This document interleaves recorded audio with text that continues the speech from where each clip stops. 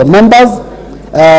First and foremost, I believe that treatment will become cheaper because there is sharing of resources. When one doctor can be able, or one technician can be able to serve many hospitals at the same time, and then of course that means even the equipment can be shared, so that makes it easier and cheaper.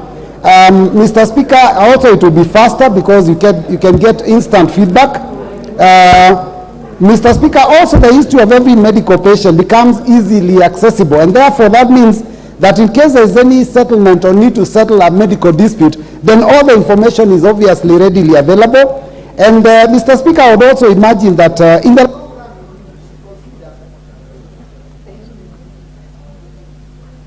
what's happened to... Yeah, Mr. Speaker, that is what I was going to add. The issue of the safety of security, how technology actually works. If it were possible in the future, and I would propose that they find a way maybe even to connect this system with the one for the registrar of persons, so that those that lose their lives in hospitals can also be immediately recorded so that we can be able to issue their certificates.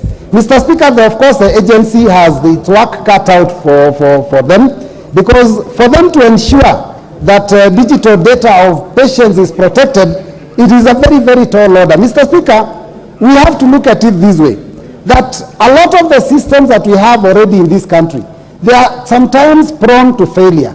I mean, look at almost all our state corporations, NHIF, NSSF, pay as you earn. The minute many people log in to try and do their end of month, returns, suddenly those systems are not working. So you can imagine the number of patients. If many patients are logging into the system, it has to be very, very well done. So, Mr. Speaker, we have to be very careful about the kind of technology and the kind of system that we put up, because that system may also be a problem. Mr. Speaker,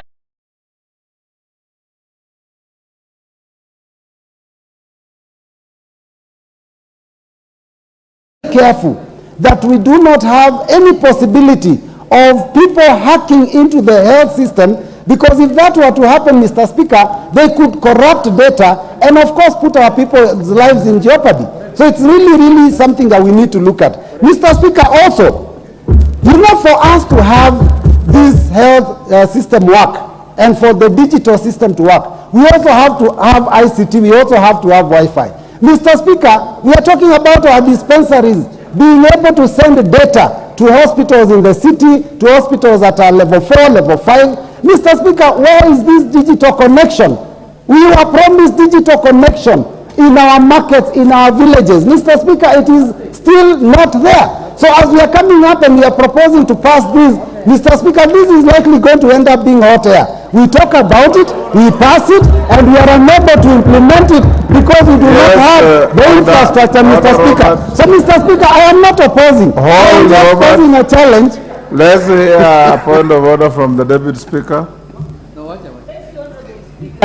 It's a point of information to Honorable Mbui.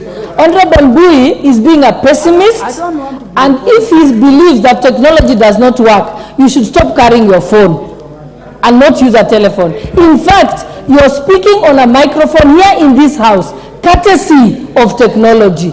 You're speaking in this house, recorded by Hansard, courtesy of technology. Are you telling us that we must just stay frozen in time and remain in the Stone Age times just because you fear technology and that you're a pessimist, yet is a beneficiary of technology? Thank you, Honorable Speaker. In fact, the voting that went on in this country that you are elected on was courtesy of technology. So you should give up your seat first if you don't believe in technology. Thank you, Honorable Speaker.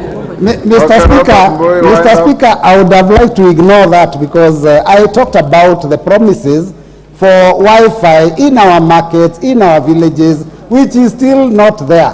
And Mr. Speaker, that is a fact. So I'm just saying that we are likely to pass this bill, and then the dispensaries in Kaviani cannot be able to send this information. Mr. Speaker, can I have some information, please, from my whip of the minority? You can't. Order. He has not sought to inform anybody, and you have no capacity to solicit information.